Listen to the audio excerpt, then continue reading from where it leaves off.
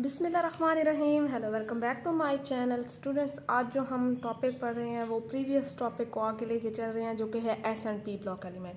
हमने last video में जो पढ़ा है वो क्या था, S and P block elements को पढ़ा, थोड़ा सा प्रोडक्ट टेबल को देखा, ग्रुप्स देखे कि कैसे बनते हैं, कॉलम देखे, ये सारी चीज़ें देखी। इसके बाद आज हम जो आगे टॉपिक प्रोसीड कर रहे हैं उसमें आप लोग ये सीखेंगे कि हमारे पास एटॉमिक नंबर क्या होता है। सबसे पहले जो ये वीडियो देखने का फ़ायदा है, आप ये एटॉमिक रेडियस क्या होता है, सबसे पहले आपको ये समझ आ जाएगी कि एटॉमिक रेडियस क्या होता है, उसकी कितनी टाइप्स हैं, ठीक है, एंड इट्स टाइप्स। तो हमें ये चीज़ें पता चलेंगी आज इस वीडियो में, बाकी ट्रेंड्स वगैरह को भी देखेंगे। चले जी, वीडियो को स्टार्ट करते हैं। जिन लोगों ने मेरा चैनल सब्सक्राइब नहीं किया, काइंडली वो सब्सक्राइब कर लें ताकि आपको नोटिफिकेशन आए नई वीडियोस अपलोड होने का। ठीक है जी, चलें जी, स्टार्ट करते हैं वीडियो को। सबसे पहले हमारे पास एटॉमिक रेडियस क्या है, तो हेडिंग लगाते हैं। एटॉमिक रेडियस हमारे पास ट्रेंड में भी आता है कि प्रोडक्ट टेबल के एक ट्रेंड में एटॉमिक रेडियस का ट्रेंड है कि atomic radius left to right कैसे इंक्रीज होता है, डिक्रीज होता है, या टॉप टू बॉटम इंक्रीज होता है, डिक्रीज होता है। ठीक है जी, अब देखते हैं एटॉमिक रेडियस में सबसे पहले चीज़ एटॉमिक क्या है। Atomic means atom, and radius जो होता है, आप लोगों को पता है कि कोई भी आपके पास सर्कल है, इसका ये हाफ करेंगे डायमीटर होगा, और इस डायमीटर को भी हाफ करेंगे तो ये यहाँ से यहाँ तक जो है इसका ये क्या है, ये रेडियस है। यहाँ तक बात क्लियर है। अब हमारे पास कोई भी एटम होता है, लेट सपोज मैं कोई भी एटम बना लेती हूँ ऐसे, ये शेल है उसके आसपास, ठीक है जी, ये मैंने प्लस लगाया कि ये न्यूक्लियस है, न्यूक्लियस को बस ऐसे करें।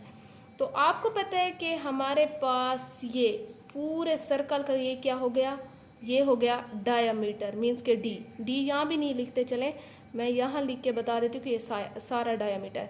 अब इस डायामीटर को अगर मैं हाफ करूँ तो ये मेरे पास क्या है, ये आर है, रेडियस है।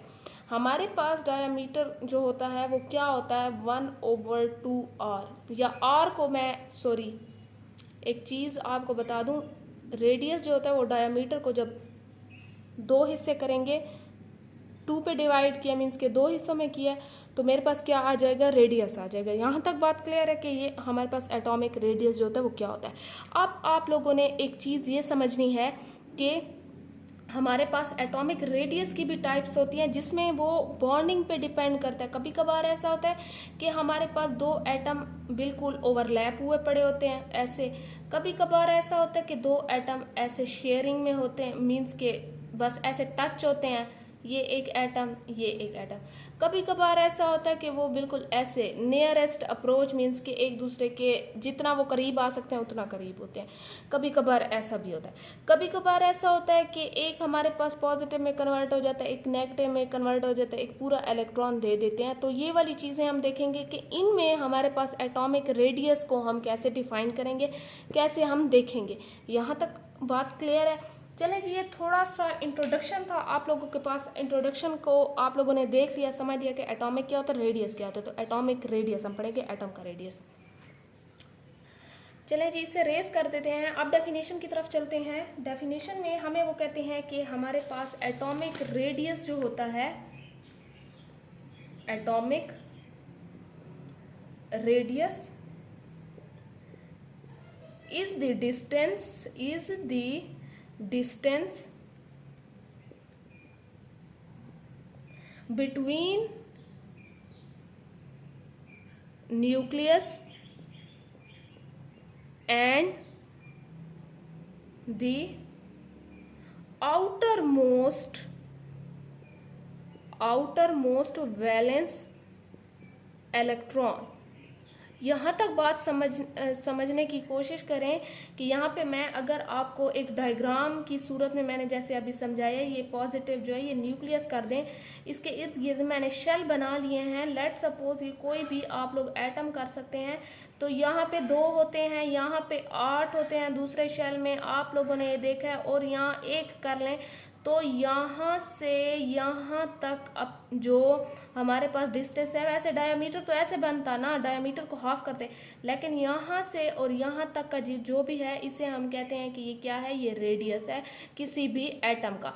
मीन्स कि यहाँ पे वैलेंस, ये जो लास्ट वाला आउटर मोस्ट होता है हम इसे कहते हैं ये वैलेंस इलेक्ट्रॉन है। यहाँ तक बात क्लियर है? क्या है ये? वैलेंस इलेक्ट्रॉन है जो बिल्कुल बाहर लास्ट शेल में पड़ा हुआ है। और यहाँ न्यूक्लियस का डिस्टेंस और वैलेंस इलेक्ट्रॉन का डिस्टेंस हमें क्या कहलाता है हमारे पास, वो रेडियस कहलाता है। यहाँ तक आप लोगों को बात क्लियर है? अब आप लोगों ने एक चीज़ देखना है कि हमारे पास इसकी टाइप्स कितनी है।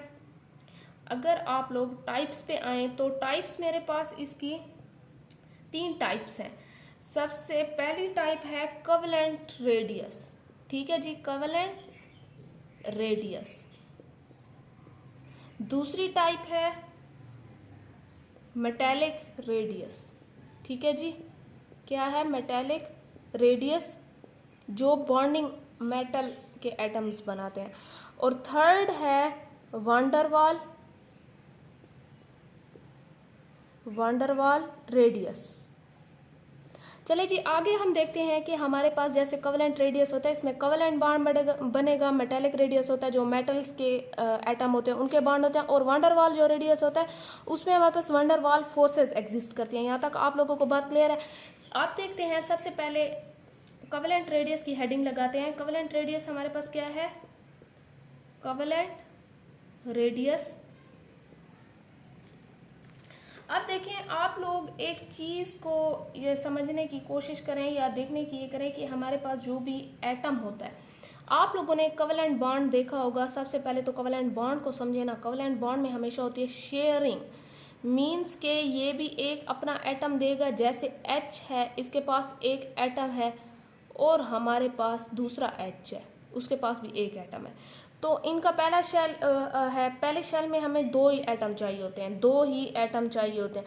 तो एक इसने अपना इससे शेयर कर दिया, एक इसने इससे शेयर कर दिया, इन्होंने आपस में शेयर कर दिया तो इनके पास 2 इलेक्ट्रॉन पूरे हो गए, वैलेंस इलेक्ट्रॉन कंप्लीट हो गया। ये ऐसे बना लेंगे, ये देखें ये 2। तो यहाँ पे ये इन्होंने क्या बनाया है? शेयरिंग ऑफ इलेक्ट्रॉन्स, मीन कि इन्होंने कवलेंट बॉन्ड बनाया। तो अब इनका रेडियस जो होगा हमारे पास यहाँ से और यहाँ तक क्या होगा? ये हमारे पास होगा कवलेंट रेडियस, ठीक है जी, ये क्या होगा? Covalent radius. अब देखें कि इसकी डेफिनेशन क्या है। ये सिर्फ आपको समझने के लिए चीज़ें पहले बताई जाती हैं कि आपको समझ आ जाए। अब आप लोग देख सकते हैं कवलेंट रेडियस हमारे पास क्या है कि 1/2 of the distance between nuclear of 2 identical atoms bonded together by single covalent bond. ये चीज़ आप लोग नोट करें कि हमारे पास सिंगल कवलेंट बॉन्ड है। जैसे H का अभी मैंने बताया है, लेट सपोज एक H को मैंने, इसका इलेक्ट्रॉन मैंने क्रॉस से शो कर दिया है और दूसरे H का मैंने डॉट से शो कर दिया। अब अगर इनके दरमियान शेयरिंग मीन्स के कवलेंट बॉन्ड बनाएंगे, कवलेंट बॉन्ड मीन्स के हमारे पास शेयरिंग ऑफ इलेक्ट्रॉन्स होता है, ठीक है जी। अगर ये बनाएंगे तो हमारे पास ये कैसे बनाएंगे? ये ऐसे बनाएंगे, ये दोनों शेयर करेंगे, ठीक है जी। तो ये यहाँ इनके दरमियान का जो यहाँ से लेकर यहाँ तक मीन्स के ये हमारे पास ये रेडियस कहलाएगा, जिसे हम कवलेंट रेडियस कहेंगे। यहाँ तक बात क्लियर है? अब आप लोगों ने अगली टाइप पे जाना है। अगली टाइप पे जाने से पहले मैं ये चीज़ रेज कर दूँ, ये पहली टाइप थी। अब दूसरी टाइप पे जाना है। दूसरी कौन सी है? मेटेलिक, ठीक है जी,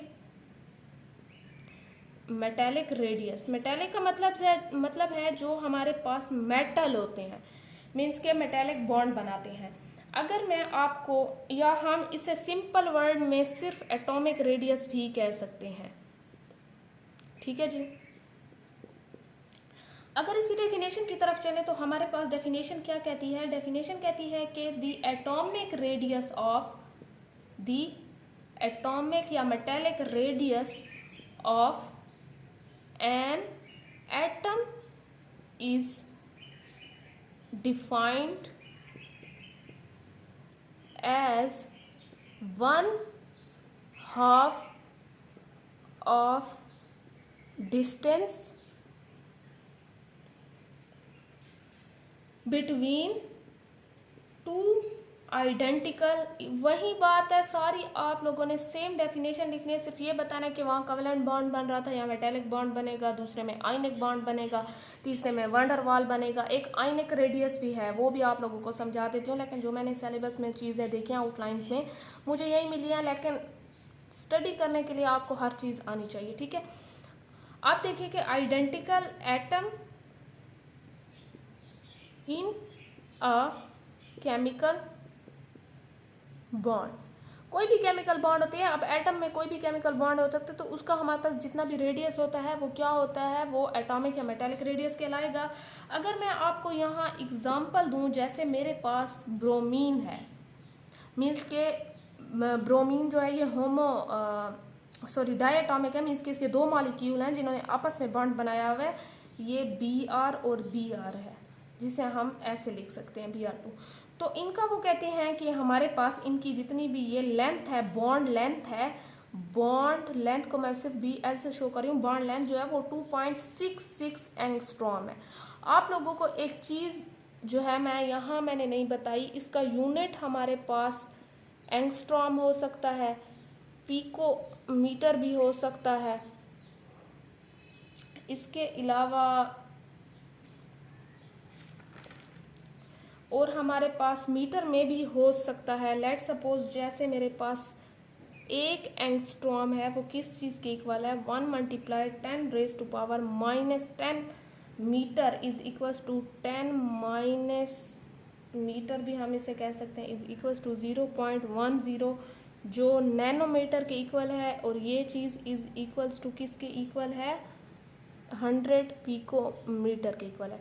ये थोड़ी सी चीज़ें थी जो मैंने ज़रूरी समझा कि आप लोगों को समझ आ जाए। यहाँ तक बात क्लियर है कि एंगस्ट्रॉम में होता है। अब लेट सपोज ये जैसे एंगस्ट्रॉम में है, अगर मेरे पास सिर्फ इसकी बॉन्ड लेंथ, तो मेरे पास ब्रोमीन का एटॉमिक रेडियस कितना होगा। अब बॉन्ड लेंथ तो इतनी है मेरे पास, अब मैंने एटॉमिक रेडियस कैसे फाइंड करना है, एटॉमिक रेडियस आप लोगों को पता है कि हमने कहा है 1/2 डिस्टेंस, मीन्स के बॉन्ड लेंथ हमारे पास पूरी है, जैसे डायमीटर होता है। अब मैंने इसका रेडियस निकालना है, तो मैंने इसका हाफ लेना है, मीन्स के मेरे पास d/2 आएगा, r इज इक्वल्स टू, तो r हमारे पास कैसे आएगा, डायमीटर ये वाला है, अगर फुल 2.66 तो मेरे पास डिवाइडेड बाय 2 आएगा, ठीक है जी, 2 आएगा। इसका आंसर मेरे पास क्या निकलेगा, 1.33 एंगस्ट्रॉम। मेरे पास एटॉमिक या मेटालिक रेडियस आ गया। यहाँ तक बात क्लियर है।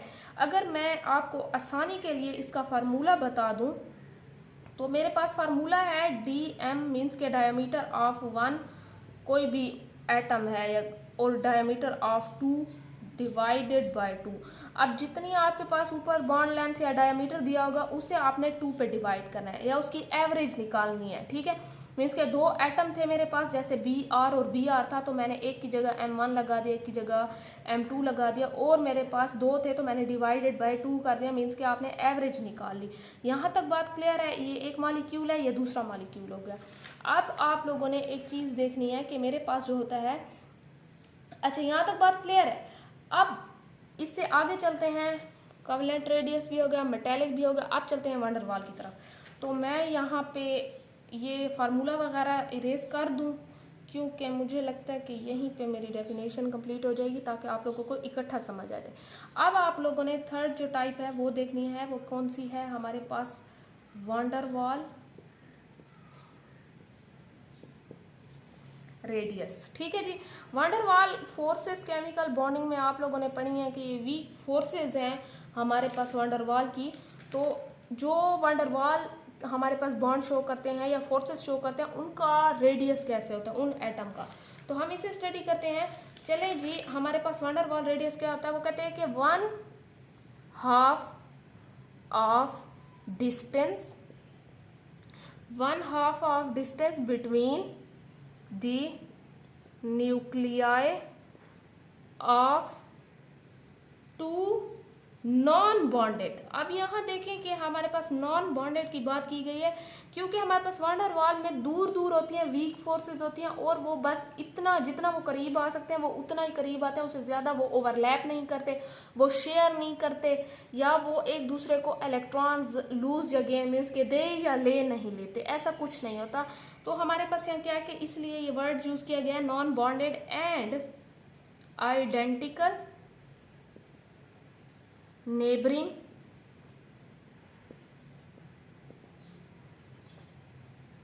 atoms of two adjacent molecules in the solid state। कोई भी हमारे पास मॉलिक्यूल है जो सॉलिड स्टेट में है, लेट सपोज मैंने यहाँ पे मॉलिक्यूल कैसे बनता है एटम से मिलके, यहाँ तक बात क्लियर है, और यहाँ मैंने 2 बना दिए।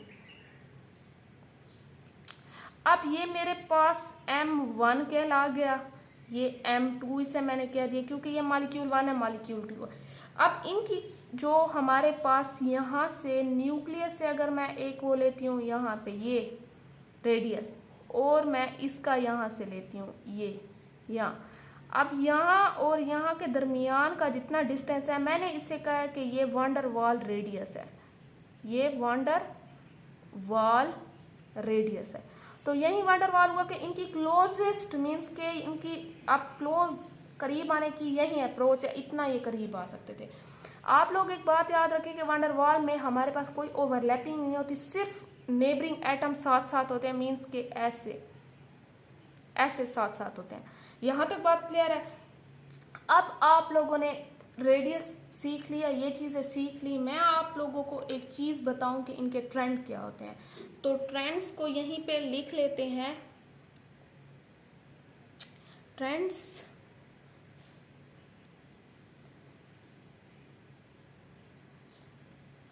अब यहाँ पे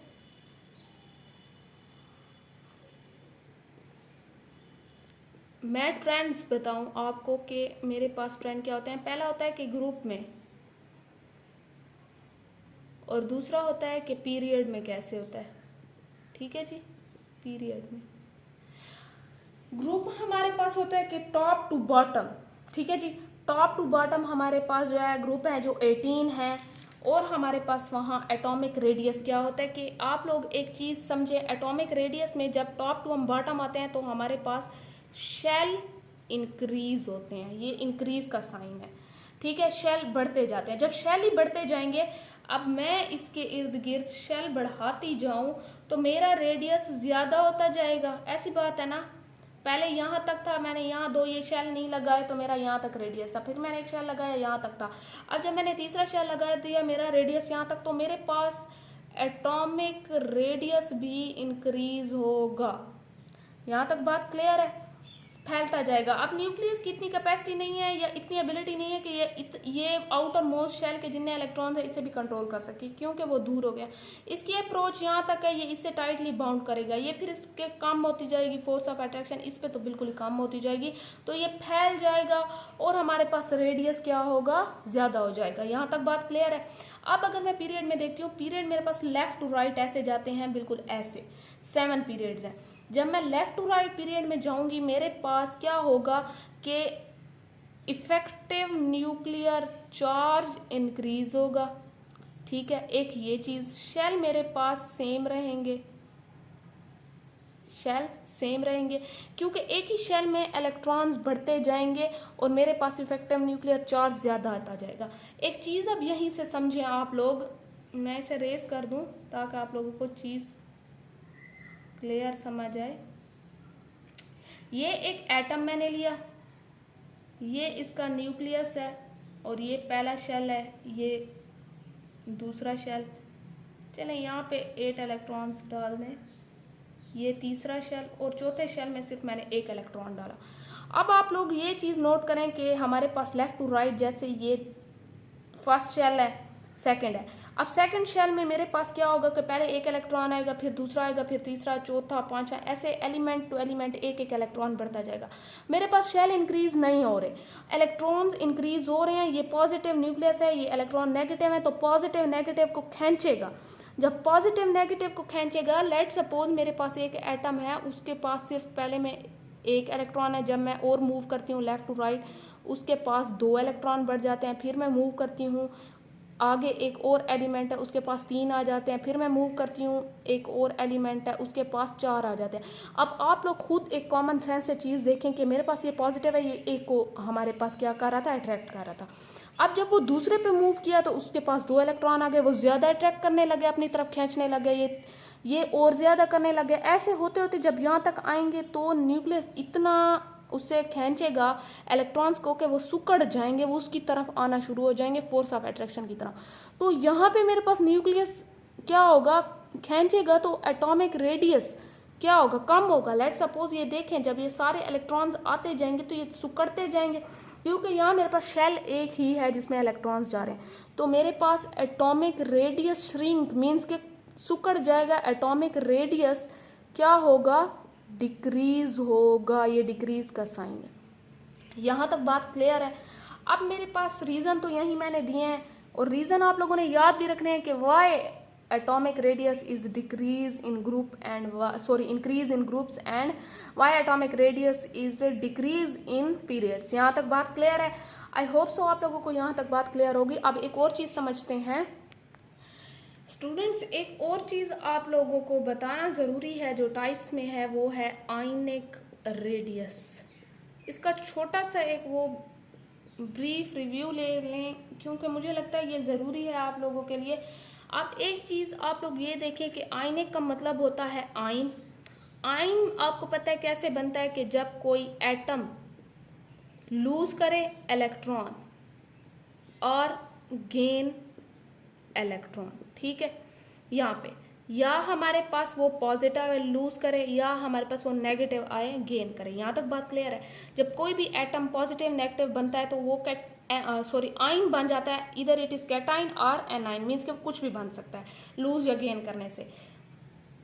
अब आप लोगों ने एक चीज़ ये समझनी है कि यही इसी आयन का रेडियस क्या होगा। लेट सपोज मेरे पास कोई भी एटम है, सोडियम कर लें Na11, मीन्स के मेरे पास 11 होंगे। पहले में 2 हमेशा होते हैं, दूसरे में 8 होते हैं, तीसरे में यहाँ होते 8 है लेकिन 1 आएगा, 2 8 10 और ये 11 हो गए। अब आप लोग एक चीज़ देखिए कि हमारे पास Na हमेशा +1 में आता है, मीन्स के ये वाला इलेक्ट्रॉन लूज करेगा, दे देगा। जब लूज करते हैं तो वो पॉजिटिव आ जाता है, कैटाइन बन जाता है। यहाँ तक बात क्लियर है। अब अगर मैं इसे लूज करवाऊँ ये चीज़ तो मेरे पास सिर्फ यहीं बच जाएगा, ठीक है। अब यहाँ से यहाँ तक का एटॉमिक रेडियस और यहाँ से सिर्फ यहाँ तक का एटॉमिक रेडियस बड़ा किसका है, यही बड़ा इसी का है। लेकिन हमने तो इसे देखना, क्योंकि फाइनल रिजल्ट तो हमारे पास ये आ रहा है, हमने आयन बना के उसका रेडियस देखना था। तो कैटाइन का रेडियस क्या होगा, डिक्रीज होगा। यहाँ तक बात क्लियर है। कैटाइन का रेडियस इसके पेरेंट एटम से क्या होगा, डिक्रीज होगा। आपने एक और चीज़ समझनी है, दूसरी ये है एनाइन। अब मैंने एक बार कैटाइन आपको बना के दिखा दिया है, अब मैं बनाती हूँ एनाइन। एनाइन में अगर आप लोग ऑक्सीजन की, लेट सपोज ऑक्सीजन की एग्जांपल ले लें। ऑक्सीजन में हमारे पास क्या होते हैं कि 8 इलेक्ट्रॉन्स होते हैं। एक पहले में 2 आते हैं, दूसरे में 8 आते हैं, लेकिन हमने 8 पुट कर रहे हैं। 1 2 3 4 5 6 7 और ये 8 हो गए। अब मैंने ये ऑक्सीजन 8 था, अब इसने क्या किया कि इसने 2 इलेक्ट्रॉन्स यहाँ गेन किए, गेन 2 इलेक्ट्रॉन्स, क्योंकि इसका ऑक्टेट कंप्लीट नहीं है, ठीक है। तो अब जब इसने गेन कर लिए,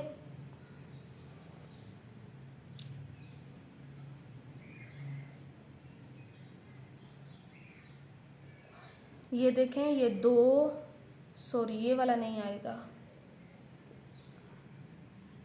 3 4 5 6 7 और 8। अब आप लोगों ने एक चीज़ देखनी है कि यहाँ पे हमारे पास रेडियस ऑक्सीजन -2, मीन्स के इसने क्या कर लिया है, 2 ले लिए, नेगेटिव का मतलब ले लिया है, इसने 1 लूज कर दिया।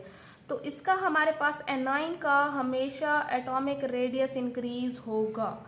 गेन करने से चीज़ बढ़ती है, एक चीज़ आपने याद रखनी है, लूज करने से हमेशा चीज़ कम होती है। तो हमारे पास क्या होगा, एटॉमिक रेडियस जो है वो डिक्रीज होगा। आप लोगों को आई होप सो ये बात तो समझ आ चुकी होगी।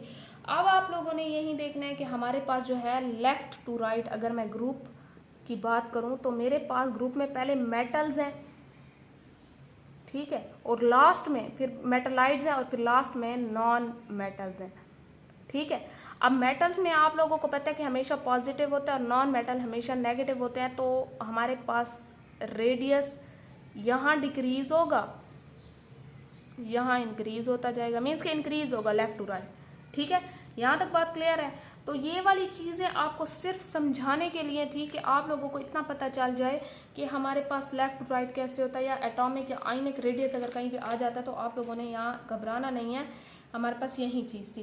अब आप लोग एक चीज़ ये देखें कि हम जो यहाँ पढ़ रहे थे, हमने मेन चीज़ तो ये पढ़ी थी कि हमने पीरियड 3 को देखना है, हमने पीरियड 3 को देखना है कि हमारे पास पीरियड 3 में क्या हो रहा है, या कैसे एटॉमिक रेडियस डिक्रीज हो रहा है या इंक्रीज हो रहा है, ऐसी बात थी ना। तो चले जी पीरियड 3 को देखते हैं। अब अगर मैं वैसे ग्रुप में करूं तो इंक्रीज यहाँ हो रहा है, ये सिर्फ मैंने नेगेटिव और पॉजिटिव की बेस पे आप लोगों को बताया। यहाँ तक बात क्लियर है। चलें जी अब देखते हैं ग्रुप को। अब हमने असल में स्टडी क्या चीज़ करनी थी, पीरियड 3 को स्टडी करना था, इसी की डिटेल स्टडी करनी थी, जिसमें हमारे पास पहला एलिमेंट सोडियम था, दूसरा मैग्नीशियम था, तीसरा एल्यूमिनियम था, ऐसे था ना, चौथा सिलिकॉन था 14, फिर हमारे पास फास्फोरस, फिर सल्फर, फिर chlorine and last one is argon, ठीक है, जो नोबल गैस है। अब हमने इनका एटॉमिक रेडियस देखना था। हमारे पास एटॉमिक रेडियस की वैसे वैल्यूज गिवन थी। यहाँ पे आप लोगों ने ये चीज़ देखना था कि हमारे पास Na का साइज मेटल था, और ये भी हमारे पास Mg, चलें जी Al, यहाँ से चीज़ डिक्रीज होती गई, ठीक है, क्योंकि इन पे पॉजिटिव आता गया एक किस्म का Na plus Mg plus Al plus. अच्छा, आप लोगों ने एक चीज़ ये भी देखनी है कि सबसे पहले हमारे पास क्या होगा कि ये इंक्रीज़ इसलिए था कि इनके पास इलेक्ट्रॉन इतने नहीं थे, इलेक्ट्रॉन इंक्रीज़ होते गए 11, 12, 13, 14, जैसे मैंने कहा लेफ़्ट टू राइट हमारे पास क्या होगा, डिक्रीज़ होता जाएगा, क्योंकि HCl और थोड़ी सी एक्सेप्शन है इसमें, ये एक तो नोबल गैस है, ठीक है, और दूसरा सबसे बड़ी बात इसका वंडर वॉल रेडियस है। आप लोगों को पता है कि वंडर वॉल रेडियस ओवरलैप नहीं करता। अगर मैं यहाँ कोवेलेंट रेडियस की बात करता हूँ तो ये ओवरलैपिंग हो गई, बॉन्ड हमारे पास एटम श्रिंक हो गए, आपस में मिल गए, तो ये रेडियस कम हो गया, ठीक है। लेकिन यहाँ पे मेटेलिक बॉन्ड होता तो वो ऐसे बनता, बिल्कुल टच होके, वहाँ भी था। लेकिन हमारे पास ये क्या बन रहा है कि ये वंडर वॉल रेडियस बन रहा है, तो इसका और इसका क्या होगा, ज़्यादा डिस्टेंस होगा, तो ये हमारे पास आर्गन का इसलिए साइज़ है। अब ये हमारे पास यहाँ से चलें, यहाँ तो इंक्रीज थे, यहाँ पे डिक्रीज था, ठीक है। मैंने रीज़न ये बताया था कि पीरियड में जब हम लोग लेफ़्ट टू राइट जाते हैं तो हमारे पास एटॉमिक रेडियस जो होता है, एटॉमिक रेडियस क्या होता है, डिक्रीज होता है। वो हमने ग्रुप में कहा था जो टॉप टू बॉटम जाएंगे तो इंक्रीज होगा। इसकी पहली ये थी कि इफेक्टिव न्यूक्लियर चार्ज इंक्रीज होता है, दूसरा ये था कि इलेक्ट्रॉन्स ऐड होते जाते हैं तो हमारे पास फोर्स ऑफ अट्रैक्शन ज़्यादा होगी, तीसरा ये था कि हमारे पास शेल वहीं का वहीं सेम रहेगा, शेल रिमेन सेम, मीन्स के शेल कोई इंक्रीज नहीं हो रहा। यहाँ तक बात क्लियर है, शेल रिमेन सेम। तो हमारे पास ये भी ऐसे था कि यहाँ तक हमारे पास क्या था, इंक्रीज था, फिर आगे जैसे ऐड होते गए हमारे पास क्या होता गया, डिक्रीज होता गया। आई होप सो आप लोगों को यहाँ तक बात समझ आ चुकी होगी। तो यहाँ पे थोड़े से अगर मैं आपको न्यूमेरिकल की सूरत में दे दूँ तो आप लोग क्या होमवर्क कर सकते हैं, कुछ बच्चों के लिए चलें जी होमवर्क दे देते हैं। यहाँ पे मैं आप लोगों को थोड़ा सा समझाने के लिए एक चीज़ दे दूँ कि हमारे पास पहले क्वेश्चन नंबर 1 है कि विच एटम इज़ लार्जर। मेरे पास दूसरी वीडियो में बहुत से न्यूमेरिकल वगैरह हैं, उनके आंसर भी शेयर किए गए हैं। तो आप लोगों ने एक चीज़ करनी है कि जो डिस्क्रिप्शन में लिंक दिया गया है उस पर जाके वीडियो को देखना है अगर आप डिटेल स्टडी करना चाहते हैं, और वहाँ पे क्वेश्चन और न्यूमेरिकल हैं तो वहाँ से भी आप लोग देख सकते हैं। ठीक है जी। विच एटम इज़ लार्जर, वो हमें कहते हैं कि एक Na है एंड दूसरा Cl है, ठीक है, और एक K है, दूसरा Br है, ठीक है। अब आपको पता है कि इसका 17 है एंड दिस इज 11, ऐसी बात है। लेकिन वो कहते हैं कि एटॉमिक रेडियस ज़्यादा किसका है, लार्जर। तो हमें पता है कि इसका ज़्यादा होगा, इलेक्ट्रॉन कम है तो इतनी अट्रैक्शन नहीं होगी। इसका लेफ़्ट टू राइट हम जा रहे थे, Na ऐसे जा रहे थे ना, Na था, Mg था, Al था, Si था, S था, P था, ये फिर क्लोरीन था और आर्गन था, ऐसे था लेफ़्ट टू राइट। तो आपको पता है कि ये पीरियड की बात की गई, तो हमारे पास ऑटोमेटिकली इसका ज़्यादा होगा।